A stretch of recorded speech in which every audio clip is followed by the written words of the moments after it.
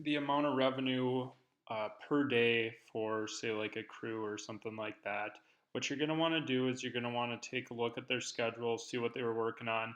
Then you're going to want to pull up the spreadsheet where you can see what the project costs.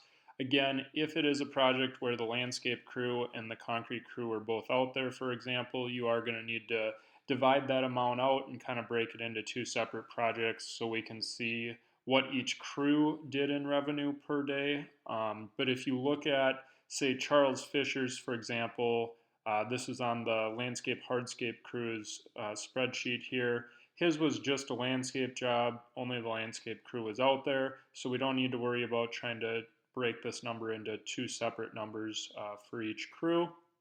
So what you're going to do is you're going to look at the job. You can also look at the guy's schedule as well, but if you pull up Charles Fisher's project in Jobber here, you can take a look at the expenses, kind of see, okay, on the 27th, we had Travis and Dylan out there as a crew. On the, let's see here, looks like he accidentally uploaded a couple dates here on the same date. But if you look here, go through and see essentially who was out there, what days, and if there's ever a day where the guys were there for half a day, just count that as a half a day. Or if there's two different days where they were each, there for half a day, you can put those together as a full day.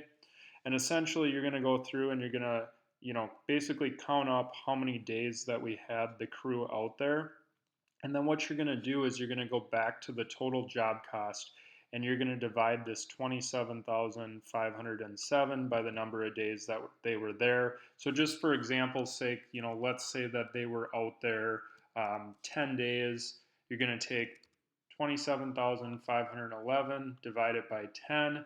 That would give you $2,750 of revenue per day, so that we can get an idea of how much work they're completing, if we're where we need to be, if we're high, if we're low.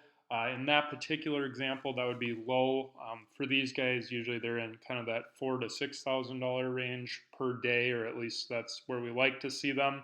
So that's something where then at the Monday meeting, we can bring that up and we can say, okay, you guys worked on these projects last week.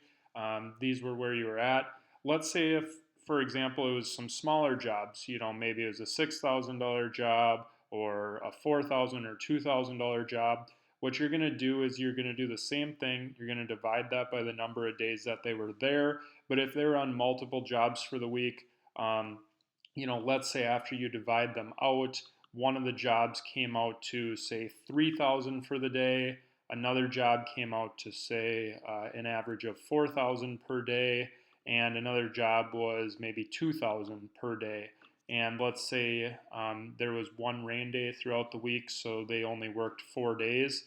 You're going to take that total average revenue per day for these jobs, and you're going to divide that by 4 since they worked 4 days.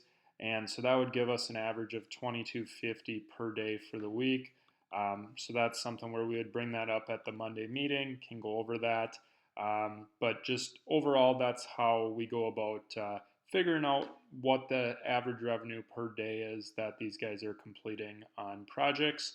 And again, it is important to watch to make sure the project didn't have, say, concrete and landscape both, to confirm that we don't need to break that down. And you can look on the job under the line items.